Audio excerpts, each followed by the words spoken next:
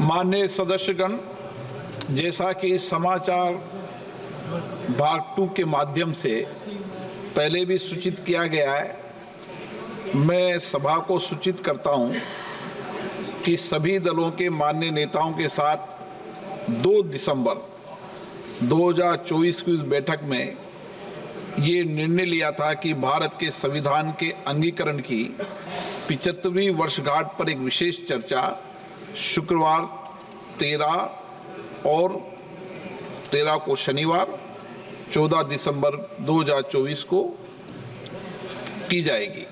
तदनुसार सभा शनिवार को 14 दिसंबर 2024 को सुबह 11 बजे भी बैठेगी और अगर आप सदन लगातार स्थगित करते रहोगे तो जो सदन जितने दिन स्थगित किया है उसके शनिवार रविवार को भी आपको बैठक में बैठना पड़ेगा।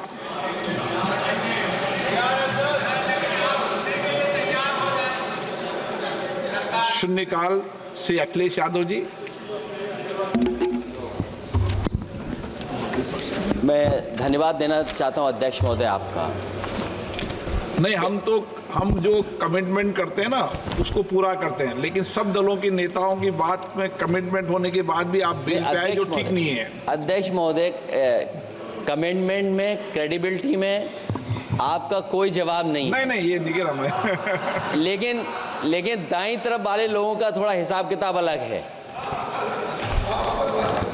अध्यक्ष महोदय, मैं धन्यवाद देता हूं आपका कि आपने बहुत महत्वपूर्ण घटना पे मुझे बोलने का अवसर दिया है। संभल जो इसलिए जाना जाता था कि भाईचारे के साथ वहाँ रहते हैं लोग, वहाँ अभी से नहीं, सदियों पुराना भाईचारा हजारों साल से इसी तरह रहते आए हैं। लेकिन अचानक ये जो घटना हुई है, ये सोची समझी रणनीति के तहत वेल प्लान्ड हुआ है और वहाँ के भाईचारे को गोली मारने का काम हुआ है। जो घटना हुई है वो सोची समझी साजिश है।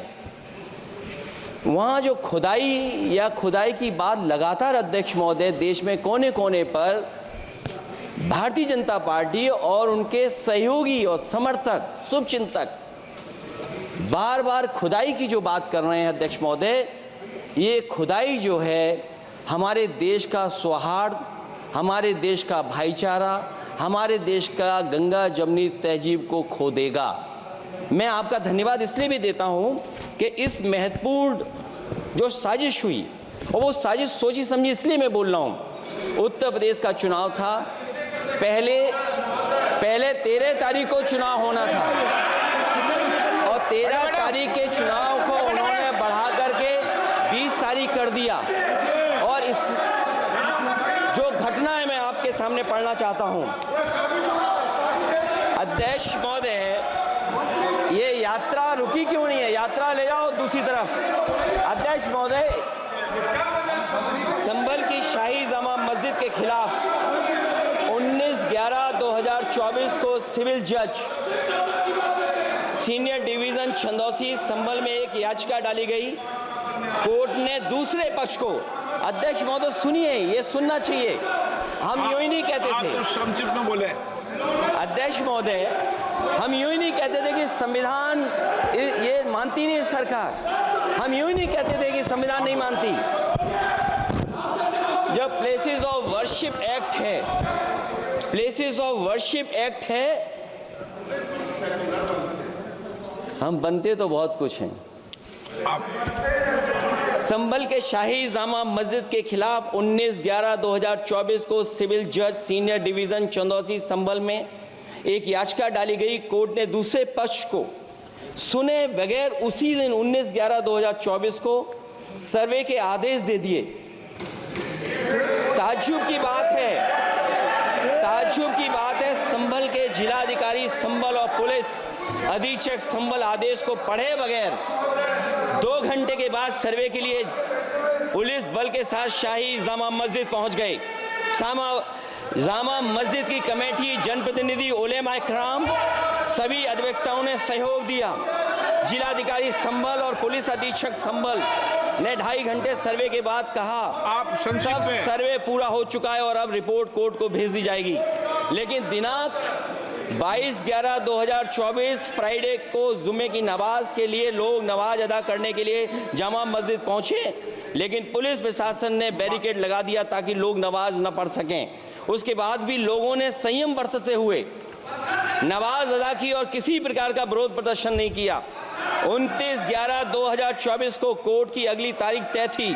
शाही जामा मस्जिद की कमेटी और मुस्लिम समाज के सभी लोग कोर्ट में केस की पैरवी के लिए तैयारी कर रहे थे, परंतु दिनांक 23/11/2024 की रात पुलिस प्रशासन द्वारा कहा गया 24/11/2024 यानी अगले दिन सुबह को दोबारा सर्वे किया जाएगा। शाही जामा मस्जिद कमेटी और अधिवक्ता ने कहा कि इस सर्वे तो मुकम्मल हो चुका है, अब दूसरे सर्वे की क्या आवश्यकता है। कोर्ट के आदेश का हमने पालन कर दिया। अगर दूसरे सर्वे कराना है तो दोबारा आदेश करवाएं। कोर्ट के आदेश के बाद हम दोबारा सर्वे करा देंगे। लेकिन जिलाधिकारी संभल और पुलिस अधीक्षक संभल ने कोई सुनवाई नहीं की और तानाशाही दिखाते हुए सुबह के वक्त से पहले शाही जामा मस्जिद आ गए। शाही जामा मस्जिद कमेटी और मुस्लिम समाज के लोगों ने फिर भी धैर्य रखा और दोबारा सर्वे के लिए अंदर ले गए। सर्वे के दौरान करीब 1.5 घंटा बाद जब जनता को सूचना मिली तो वो इकट्ठा होना शुरू हो गए। लोगों ने सर्वे का कारण जानना चाहा तो सर्किल ऑफिसर ने उनके साथ गाली गलौज की और लाठीचार्ज करवाकर बुरी तरह जख्मी कर दिया। इसका विरोध करते हुए चंद लोगों ने पत्थर चलाए, जिसके बदले में पुलिस के सिपाही से लेकर के अधिकारियों तक ने अपने सरकारी और प्राइवेट हथियारों से गोलियां चलाईं, जिसका वीडियो रिकॉर्डिंग है, जिसके एवज में दर्जन लोग गोलियों से घायल हो गए हैं। 5 मासूमों जो कि अपने घर से सामान लेने के निकले थे, उनकी मृत्यु हो गई। संभल का माहौल बिगाड़ने में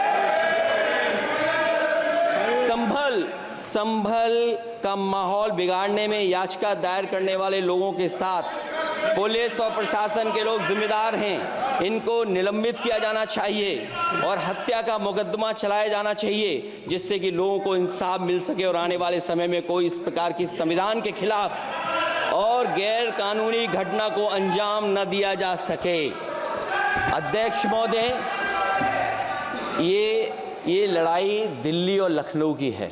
नो प्लीज कभी दिल्ली पहुंचे थे जिस रास्ते, वही लखनऊ वाले उसी रास्ते पहुंचना चाहते हैं। उज्जर रमन सिंह जी 2 मिनट बोल रहे, आप 1 मिनट बोल रहे हैं। हो गया विषय आपका अखिलेश जी विषय हो गया आपका।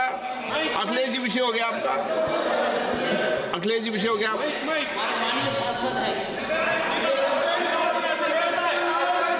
जी आपका विषय हो चुका है, प्लीज।